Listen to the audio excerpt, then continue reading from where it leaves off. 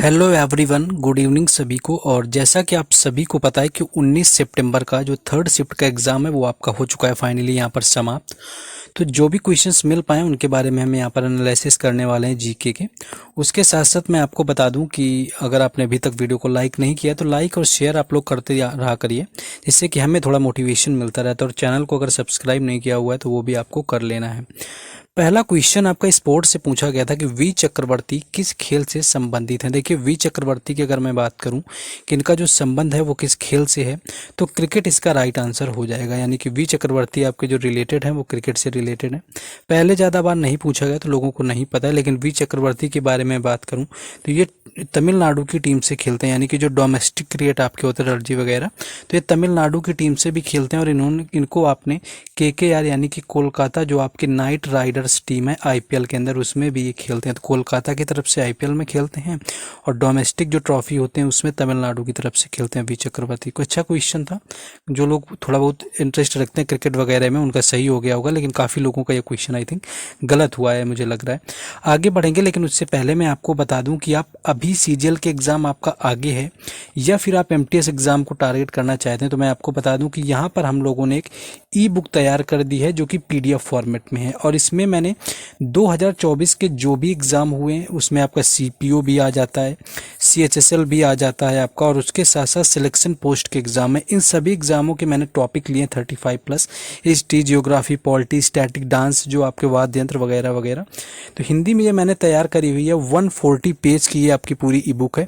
बेहतरीन कंटेंट इसमें हम आप लोगों को दे रहे हैं, जो कि आपके एग्जाम में वही इसमें ऐड किया हुआ है जो आपके एग्जाम में आता है। एक भी फालतू की चीज़ नहीं है, और एक एक शब्द अगर इसमें ऐड किया गया तो वो आपके किसी न किसी एसएससी एग्जाम में जरूर पूछा गया है। इसको परचेज करने का हमने जो नॉर्मल सा चार्ज रखा है वो 49 रुपीज़ रखा है, क्योंकि जिस हिसाब से मेहनत की है तो 49 हम लोग एक्सपेक्ट कर सकते हैं। और ये आपको नंबर दिया है व्हाट्सएप, इस व्हाट्सएप नंबर पर आप कांटेक्ट करके परचेज कर सकते हैं। ये सिर्फ नए लोगों के लिए रहता है, बाकी जो लोग पहले से जुड़े हुए हैं वो तो ऑलरेडी उनके पास है ही ये ई बुक। तो चलिए अपने टॉपिक में हम लोग वापस आ जाएंगे क्वेश्चन के ऊपर कि कौन सा क्वेश्चन हमारा आपका रहा हुआ था।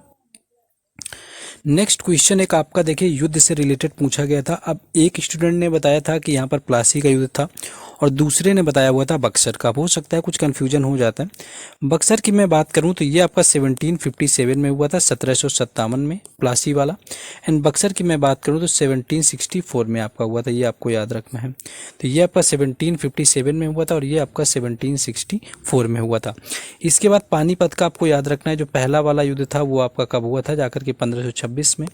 दूसरा आपका हुआ था जाकर के 1556 में। इसके साथ साथ तराइन का पहला युद्ध 1191 में हुआ था और दूसरा युद्ध जो हुआ था जाकर के वो 1192 में हुआ था। इस तरह से आपको याद रखना है। और यहाँ पर क्या याद रख सकते हैं, कौन से युद्ध, यही आपके मोस्टली पूछे ही जा रहे हैं। और चौसा वगैरह, कन्नौज का आई थिंक चौसा का भी आज ही पूछा गया है। तो हम लोग आगे बढ़ेंगे, जो भी आपका प्लासी या बक्सर पूछा गया वो आप लोग देख लेंगे। नेक्स्ट क्वेश्चन आपका है यहाँ पर कि राष्ट्रीय आपातकाल किस अनुच्छेद के तहत, यानी कि राष्ट्रपति जो होता है वो राष्ट्रीय जो आपातकाल लगाता है वो किस अनुच्छेद के तहत लगाता है। तो इसकी मैं बात करूं तो आर्टिकल 352 यानी कि आर्टिकल 352 जो है वो राइट आंसर हो जाएगा, जिसके तहत क्या होता है कि राष्ट्रपति जब कोई बाह्य आक्रमण की स्थिति दिखाई देती है तो वहाँ पर क्या करता है, आपातकाल लगा सकता है। वहीं अगर राष्ट्रपति शासन की बात कर ली जाए, यानी कि जो प्रेसिडेंट रूल होता है वो किस आर्टिकल के अकॉर्डिंग लगता है, तो वो लगता है आर्टिकल 356 यानी कि 356 के तहत क्या होता है, प्रेसिडेंट रूल लग जाता है। तो ये चीज़ भी आपको याद रखनी है। ये क्वेश्चन आपका पूछा गया था। नेक्स्ट आगे क्वेश्चन है आपका, हाँ एक क्वेश्चन आपका यहाँ पर था कि सरधना पशु उत्सव कहाँ पर मनाया जाता है। देखिए सरधना पशु उत्सव में या तो आपको राज्य उत्तर प्रदेश दिया होगा और या फिर आपको मेरठ दिया होगा, क्योंकि मेरठ से कई पास में आपका ये मिलाया जाता है। आपका सरधना जो पशु उत्सव है एक तरह का दरअसल ये मेला होता है यहाँ पर, जिस तरह से आपका सोनपुर मेला होता है जानवरों के लिए, आपको याद रखना है। सोनपुर जो मेला है वो भी आपको याद रखना है। और सोनपुर मेला कहाँ पर लगता है आपका, तो ये आपका बिहार में लगता है। ये भी जानवरों का क्या होता है, बड़ा मेला होता है, तो इसको भी आपको याद रख लेना है। एंड सेकंड थिंग हम लोग क्या देख सकते हैं यहाँ पर कि एक आपका और मेला काफ़ी पूछा जाता है, माधवपुर मेला आपसे पूछा जाता है। कई बार एसएससी एग्जाम में मुझे रिपीटेड मिला। तो माधवपुर जो मेला है वो एक तो पोरबंदर में आपका होता है, ये चीज़ याद रखना है। या तो आपको ऑप्शन में क्या करता है, पोरबंदर जाएगा यानी कि गांधी जी का जहाँ जन्म हुआ था, और या फिर आपको गुजरात लिख के दे देता है, ये चीज़ें आपको देता है। तो माधवपुर मेला भी आपसे एसएससी के एग्जाम में कई बार मैंने देखा है, एमटीएस हो गया, सीजीएल वगैरह में पूछा गया है। नेक्स्ट क्वेश्चन है आपका, एक देखिए यहाँ पर आपको अवार्ड मैच करने के लिए आया हुआ था, नीरज चोपड़ा का दिया हुआ था, शिखर धवन का दिया हुआ था, इनसे रिलेटेड अवार्ड आपके दिए हुए थे। देखिए 2021 में क्या था कि नीरज चोपड़ा को 2021 के अंदर जो है अर्जुन पुरस्कार दिया गया था, ये चीज़ भी आपको याद रखना है, अर्जुन पुरस्कार मिला हुआ था। एंड नीरज चोपड़ा जब 2020 का टोक्यो ओलंपिक था, इन्होंने गोल्ड जीता हुआ था, तो इनको मेजर ध्यानचंद पुरस्कार मिला हुआ था, ये आपको याद रखना है। यानी कि मेजर ध्यानचंद जो पुरस्कार है वो इनको दिया गया था। और मेजर ध्यानचंद जो पुरस्कार नाम है ये भी 2021 में ही बदला गया था, क्योंकि इसके पहले जब इसकी शुरुआत आपके 1991-92 में हुई थी जाकर के, तब जो है इसका नाम जो था वो राजीव गांधी खेल रत्न पुरस्कार था। सबसे आपका उच्चतम दर्जे का पुरस्कार माना जाता है आपके खेल क्षेत्र में। तो जब मेजर ध्यानचंद इसका नाम 2021 में बदला गया था और उसके साथ साथ जो है नीरज चोपड़ा को दिया गया था। तो इस तरह से इनका मैच करने के लिए आया हुआ था किसको क्या मिला था। और आई थिंक एक दो नाम दिए हुए थे। अच्छा क्वेश्चन था, आप लोगों को थोड़ा सा जिसका नॉलेज सही रहा होगा अवार्ड वगैरह का वो हो गया होगा।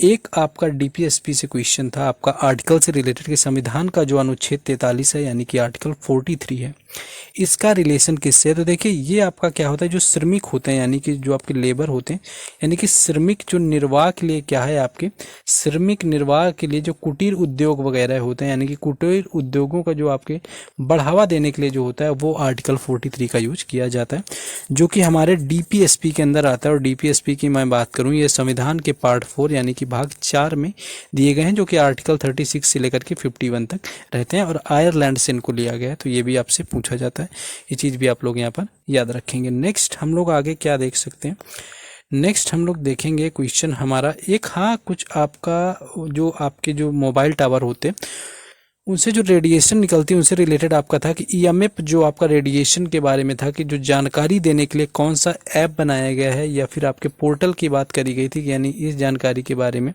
ईएमएफ रेडिएशन के बारे में जानकारी देने वाले ऐप वगैरह का पोर्टल वगैरह आपका जो पूछा गया था कौन सा। तो आपका तरंग संचार आपको ऑप्शन में दिया होगा, अगर exact I am not wrong यही पूछा गया।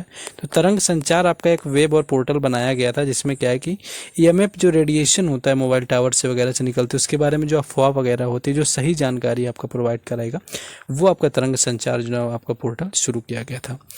एक क्वेश्चन आपका चौसा के युद्ध से भी देखने को मिला। बाकी क्वेश्चन और भी जैसे याद आते हैं जिनका एग्जाम था थर्ड शिफ्ट में, वो लोग बता देंगे। बाकी और क्या याद रख सकते हैं यहाँ पर कि आप लोग जिनका आगे यानी कि क्वेश्चंस का पीडीएफ वगैरह लेना चाहते हैं तो टेलीग्राम चैनल और व्हाट्सएप जो चैनल है उनके लिंक डिस्क्रिप्शन में, वहाँ से जुड़ जाना है। फर्दर अपडेट और पीडीएफ वगैरह वहाँ पर हम आपको देते रहते हैं सारे शिफ्टों का।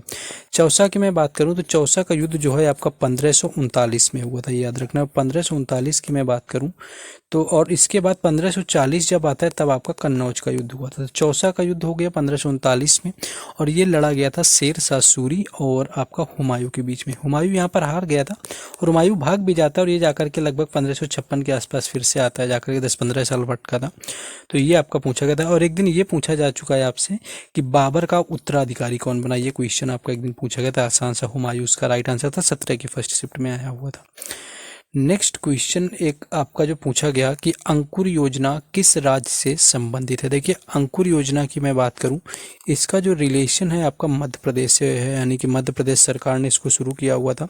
उस समय जो है शिवराज सिंह चौहान जो थे वो मुख्यमंत्री थे आपके मध्य प्रदेश के, इन्होंने शुरू किया हुआ था। और वर्ष कभी पूछे किस वर्ष आया हुआ था तो 2021 में आपकी अंकुर योजना शुरू करी गई थी। और ये संबंधित किससे है तो ये वृक्षारोपण से संबंधित है, यानी कि पेड़ लगाने से जो है आपके अंकुर योजना का संबंध रहा हुआ है। नेक्स्ट आगे क्वेश्चन पूछा गया, हाँ एक क्वेश्चन आपका एशियन गेम्स से देखने को मिला कि एशियन गेम्स भारत में कब हुए थे। देखिए भारत में क्या मैं बोलूँ, इसकी जो शुरुआत हुई थी दरअसल वो ही भारत में हो गई थी, यानी एशियन गेम की जो शुरुआत हुई वो भारत में हुई थी, जो कि सबसे पहली बार 1951 में, यानी 1951 में एशियन गेम पहली बार भारत में खेले गए थे और शुरुआत भी यहीं पर हुई थी। दूसरी बार 1982 यानी कि 1982 में दूसरी बार आपके खेले गए हैं एशियन गेम्स। इन राष्ट्रमंडल खेलों की मैं बात करूं तो 2010 में सिर्फ एक बार भारत में खेले गए हैं, और शुरुआत हुई थी जाकर राष्ट्रमंडल खेलों को 1930 में हैमिल्टन कनाडा के अंदर, ये चीज़ें याद रखेंगे। बाकी आपका जो है इरविंग फिशर का एक सिद्धांत पूछा गया था जो पूंजीवाद से रिलेटेड सिद्धांत है, तो ये भी क्वेश्चन ठीक ठाक था, इकोनॉमी का पूछा गया था। तो यही कुछ क्वेश्चन थे आज के शिफ्ट में आए हुए थे। आई होप कि आप लोग पीडीएफ वगैरह जो लेना चाहते होंगे वो टेलीग्राम चैनल और व्हाट्सएप चैनल से जुड़ जाएंगे। बाकी जो लोग ई बुक में इंटरेस्टेड होंगे, मैं आई एम डैम श्योर कि आपके लिए बेहतर आपका शॉर्ट रिवीजन के लिए बेहतर मैंने ई बुक ये तैयार करी हुई है। PDF फॉर्मेट में आपको ई बुक में मिलेगी। बेहतरीन कंटेंट है इसके अंदर। चार्जेस भी आपको मैंने जो है रीजनेबल ही रखे हैं कि आपको प्रॉब्लम ना हो। बाकी जो लोग लेना चाहते हैं कॉन्टैक्ट करिए। बाकी मिलते हैं आपसे अब अगले दिन, यानी 3 दिन एग्जाम नहीं, उसके बाद फर्स्ट शिफ्ट में। जय हिंद।